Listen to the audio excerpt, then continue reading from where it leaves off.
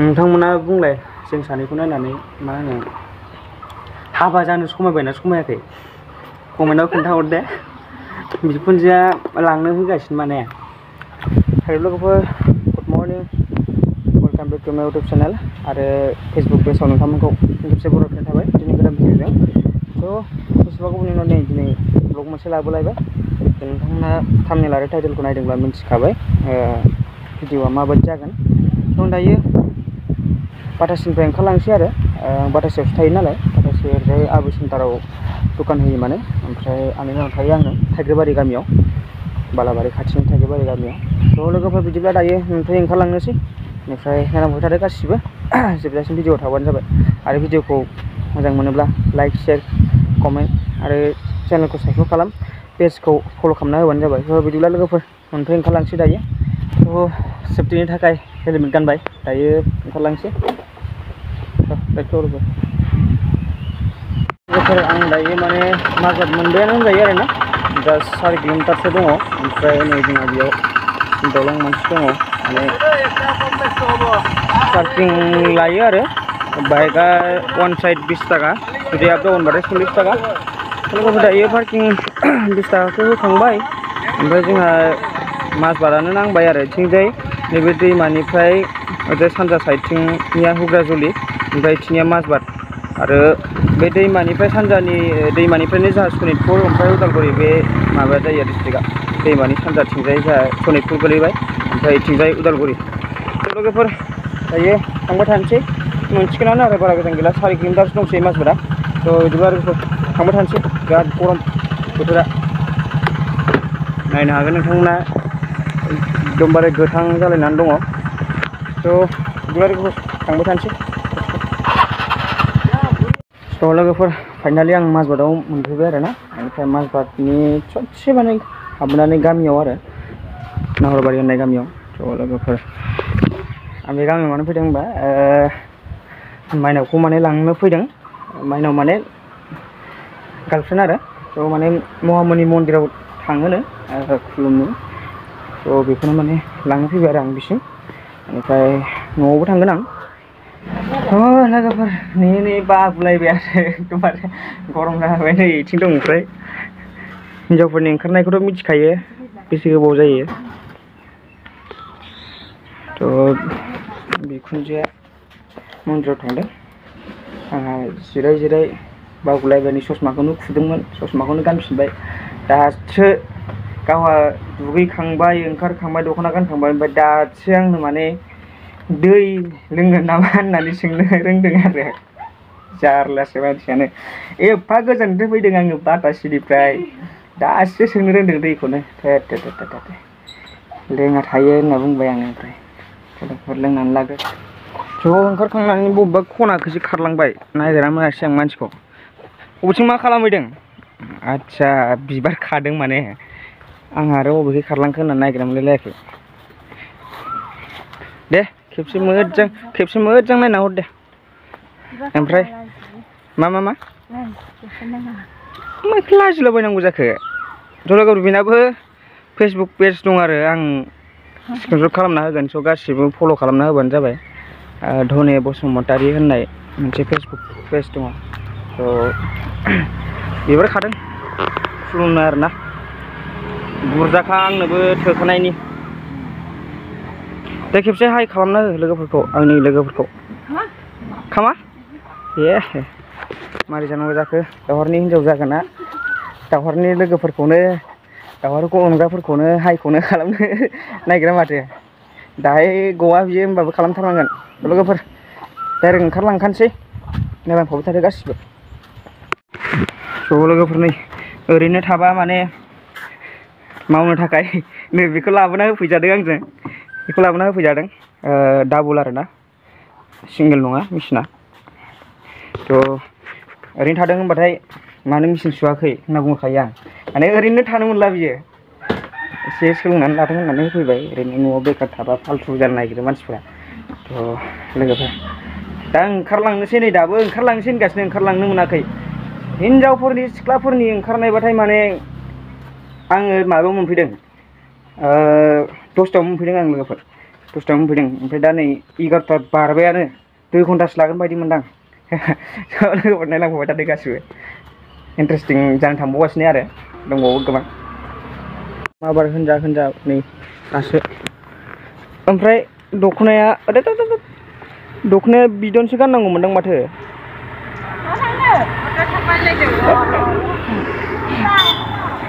ओमफ्राय दखनाया बिदनसो गाननांगौमोनदां आया खुलुमनो थांनाया दे इबो खुलुमनो आरो हरदो इखौ सिगाङाव लानोसै प्लास्टिकखौ जगोनसो नामालै जनाय नङा बोरैबा थल गलांलाबायगोन लोगोफोर बिदिबा थांबाय थानोसै दैखा होदो लोगोफोर जोंना माजबाद टाउना बेनो आरोना ओरैजाय ओरैबायदि मोजां जादोंना जोमैया थ' ओमफ्राय दा नै एसे माने दा फुजा खरसनि फुजा होनायनि आलारि बाथि इलाय इखौ मोजां नुदों माथो इखौ मोजां नुदों माथो गावजोबनायसो दे बासि नोंसो फुजा होयो नोंसो मिथिगोना लादो दैलि मार्केट माजबादनि दैलि मार्केट आरो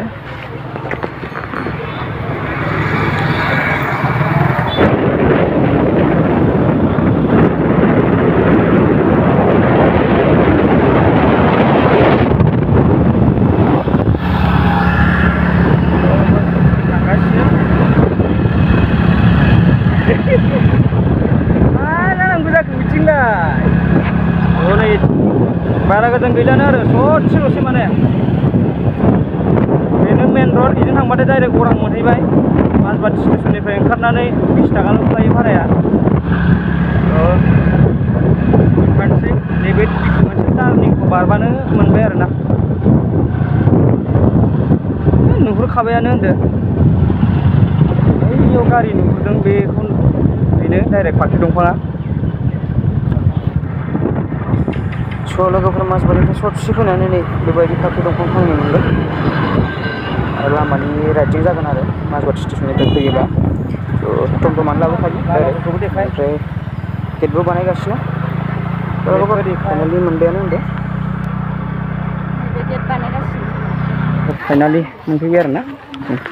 बा पुस्का तुस्का मोनजोबो माथो बेनिफ्राय मा पुस्का ओमफ्राय जोंनि जायगानिनो मन्दिर आरो बियो ओमफ्राय बेबायदि मानसि जायो होननानै मिन्थिया माने आङो ओरैबायदि मानसि माने गैला जाहांजोब्बायानो नै सिङावबो जायो जायगानि मन्दिरावनो फैनाय जाया माने थ' दिनैसो फार्स्ट आंथ'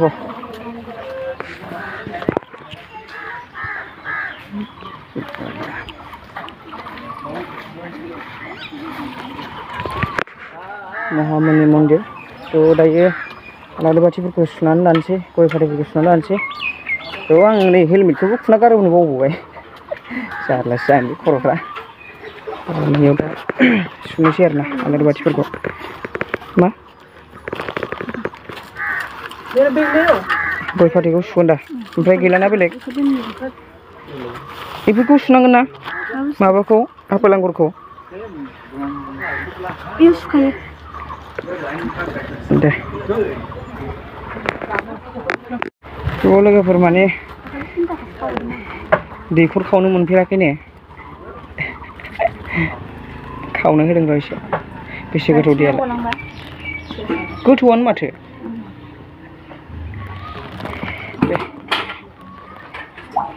गोसो होना खाव दिरुङा गलांगोन बोरैबा दा मा बायनो नागिरदों डिश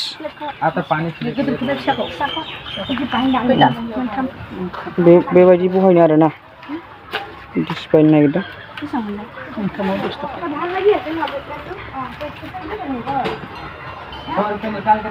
दायो मेन गेटखौ एन्ट्रि जानोसै आरो हाबबायानो सासे हाबजेनबाय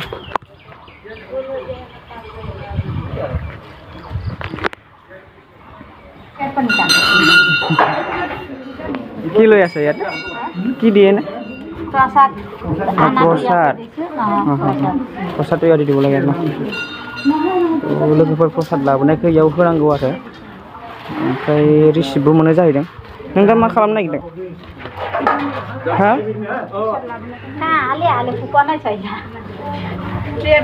प्रसाद लाबोनायखौ इयाव होनानै ओमफ्राय नाम लिस्ट लागोन आरो ना एकदमबारे लोगोफोर माने जायगानिनो मन्दिर दिनैसो फार्स्ट माने जेबो मिथिया नै बेयाव फैबाय थायो नालाय ओमफ्राय दा मिथिबाय आरो मानसियासो गाहाय जाखो ना जायगायासो गोथौ जाखो माथो केमेरायानो मिलायनो हाला आं होदो एलाय एबार गोजौ जालायबाय दायलाय लोगोफोर सिङाव हाबनोसै दायो खुलुमासै नामालै बियो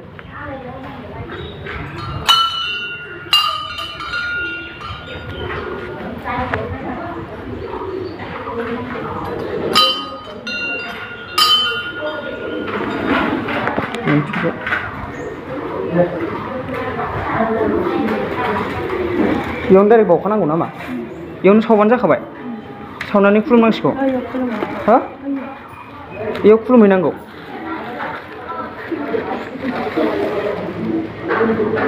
आं फैसा खुस्रा लाबोआसैलै दङ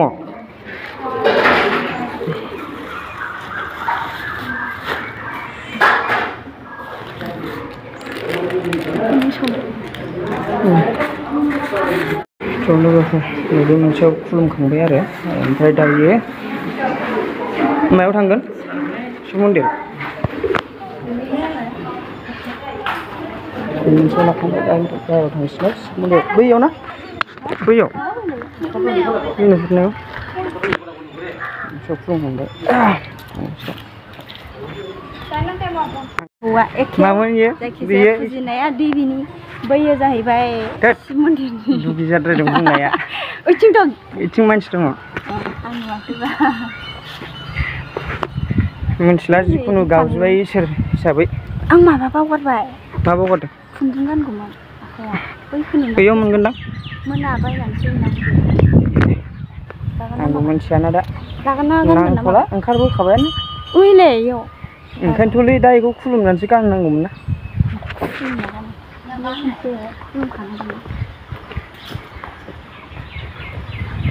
लोगोफोर नैबे मोनसेयाव हाबनोसैलाय आरो दा इयावबो दं नामा गुरु दं नामा इयावबो फुजारि दं नामा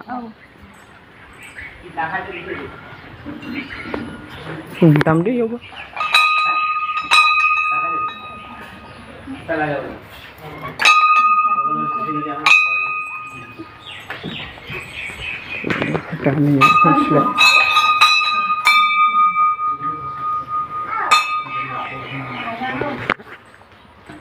सेमानो ना माबाया बावनाय स्टाइलफ्रा शिब बाबा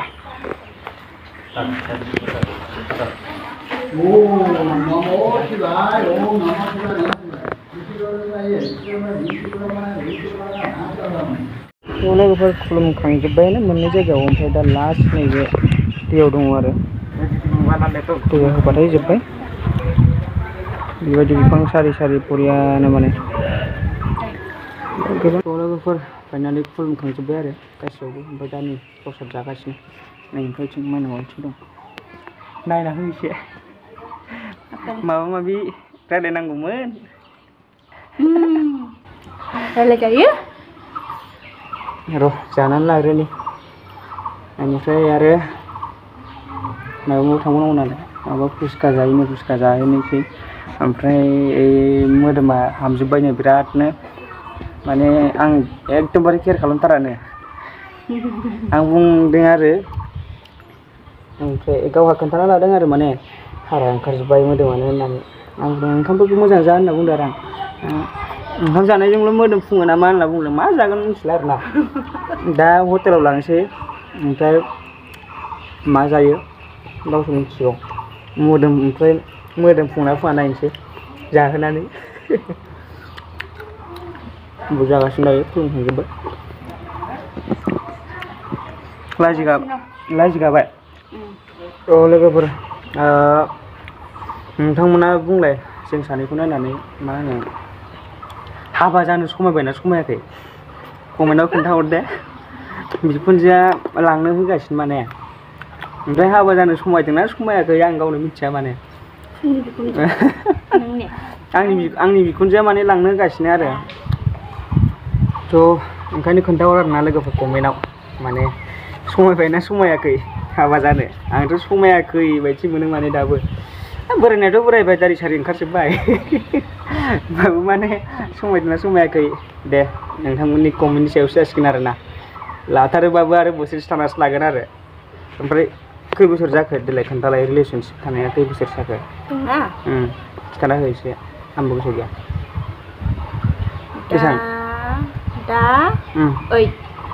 दा 8 माने दायो 8 सोलिगासिनो माने 9 रानिं ब्रा सेप्तेम्बर 5 तारिखाव 8 जायाखैमोन नामा 9 जासिगोन जेनेबा सेप्तेम्बर 5 तारिखाव 9 ग्रोब जासिगोन ब्रा होमबाबोथ' दायो रानिंआ 9 सोना ओमफ्राय जेनेबा 8 बारनानै दं आरो सेप्तेम्बरनि 5 तारिख मा दे मोनलाय बियो टिचार दे मोन आरो ज' लोगोफोर 10 बोसोर खालामसै खोमा ग्रोब ने नोंथांमोना कमेन्टआव खोन्थाहरदो आंखौ फंबाय लिंग्राफोरनि थाखाय उन्दैफोर ओमफ्राय आंखौ आदा लिंग्राफोरनि थाखाय बिबाजै आरोना स' फेसबुक पेज दं दे बेहाबो गोदानसो खुलिनाय स' आं स्क्रिनशटआव होगोन ओमफ्राय नोंथांमोना फल' खालामना होबानो जाबाय पेजखौ आंनिखौबो पेजखौ फल' खालाम ओमफ्राय चेनेलखौ साबस्क्राइब खालामबानो जाबाय रेस्ट गैया लोगोफोर आङो दखान होयो नालाय धेकियाजुलियाव ओमफ्राय धेकियाजुलि माने बाटासियाव दा नै दिनै मंगलबारावल'सो फैयो आङो माजराव ओमफ्राय दाखालि आं सर्ट मुभि लानाय दालाय मोनसे सर्ट होदोंमोन नालाय आङो सर्ट मेकिं भिडिअ होदोंमोन इउटुबाव आंनि चेनेलाव थ' बेखौनो माने दिनै इडिट खालामनो लिंहरदों आरोना जाय जेरै एक्सादा बिथाङा थारमाने मोनायावसो थांनांसिगोन दा न'आव दसे थांना फैनोसै बेनिफ्राय न'आव थांसै दाहाय माने मोनायाव इडिटिंआव जहैनांसिगोन आरो माने रेस्ट गैया फैबाथाय आंना माने खामानियानो ओरैबो थाखाजोबनानै थायो आरो नङा दे सानसेल'सो फैनो मोनो बेनोबो समखौनो होनो हाबावा बेरायनो नै फुजायाव फैनोनो माने मन्दिराव फैनोनो टाइमानो गैबावा बिजिसो मा दखान होयो आंखौ खोन्थाथ'ला दे उनाव खोन्थासिगोन दे लोगोफोर नोंथांमोननि कमेन्टनि सायाव कमेन्ट हरोबा नोंथांमोना सोङोबा खोन्थासिगोन आरो जिखुनु दखान होयो आरोना दा बिदिनो सोरबा सोरबाथ' मिथिखायो खोमा लोगोफ्रा मिथिनाया मिथिखायो आरो आंनियाव कन्टेक्ट लिस्टआव थानायफ्राथ' सोरबा बांसिनानो मिथिखायो थ' लोगोफोर हानायखिनिखौ रेडि खालामबाय थानोसै दा ओमफ्राय थांनोसै बिनिफ्राय ओंखारलांनांसिगोन टाइमाबो गैला दायो खुलुमनायफ्रा जोबजोब्बाय प्रसाद जाखांजोबखाबाय नोंथांमोना नुखाबाय थ' दायो ओंखारनोसै आरो मन्दिरनिफ्राय नै बेबायदि गेट नुफैगोन ओइथिंनो मेन रड जोंहा अरां थांनाया थ' स्कुटिया नै इथिं दङ ओमफ्राय दायो बे गेटआव मोननैसो फट' लानानै थांसै आरो थ' लोगोफोर बेखौ एसे जाहोनि माबा मम' जायोना हा माबा नै माइनावा फुसका जानो होननाया गैला लांदां ओमफ्राय दा मम' जानो होनबाय थायो मम' जाहोलांनो दिनै पक'रा जायोना मम' जायो मा जागोन दे खोन्था पक'रा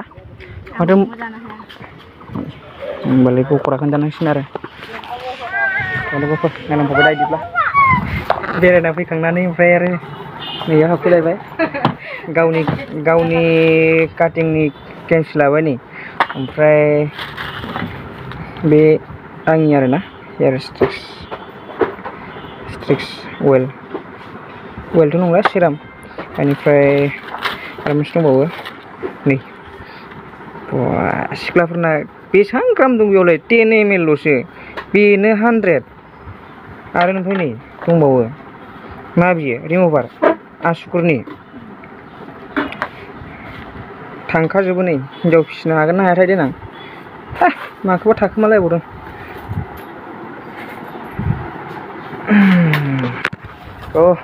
सेंग्राफोर लोगोफोर फंबायमोन दानि माने मोजां खामायनो हायाबाथाय हिनजावफोरखौ लाथ'खाना गोसोनाय लाथ'खाना आरोना नै बिनाय समाव माने होनो गोनां जायो उफाय गैया आदाखौबो एसे रायलायहोदो मा रायलायबावनो दा नै ओमफ्राय आरो जानायाव थांनोसैलाय लोगोफोर बिदिब्ला लांफाबाय थादो हारसिं फज' जाबाय आंजों साला गरम मोनगानायनि ओमफ्राय नै पक'रा लाबोनो होबाय दै बथल मोननै ओमफ्राय माजा लोगोफोर जानानै लाग्रोनोसै बिदिब्ला दिनैनि भिडिअखौ एसेयावनो फोजोबनाय जाबाय होनना हमनानै लादो नेक्स्ट भिडिअ लोगो मोनगोन आरो बेबायदिनो दे खेबसे बाय होनानै होलाय दे बाय हो खेबसे उनाव लोगो मोनफिनगोन नेक्स्ट भिडिअआव माथो होननोबो रोंला हा दासो गोदान ओंखारदोंना लोगोफोर आंनि चेनेलाव माने दासो गोदान ओंखारदोंना भिडिअआव ओइ नै खोथाखौ सौहैफ्लांबाय लाजिदों मानसिया बिदिब्ला एसेयावनो फोजोबनाय जाबाय चेनेलखौ साबस्क्राइब खालामनानै दोन आंनि सर्ट भिडिअ फैगासिनो ओमफ्राय पेजखौबो फल' खालामनानै दोनबानो जाबाय बिदिनो बाजैजों आरो माइनावजों बिदिनो दिनै फार्स्ट भिडिअखा ओमफ्राय नेक्स्ट आरो उनाव लोगो मोनफिनगोन बिदिनो प्रपार भिडिअ ब्लगआव बिदिब्ला लोगोफोर बाय बाय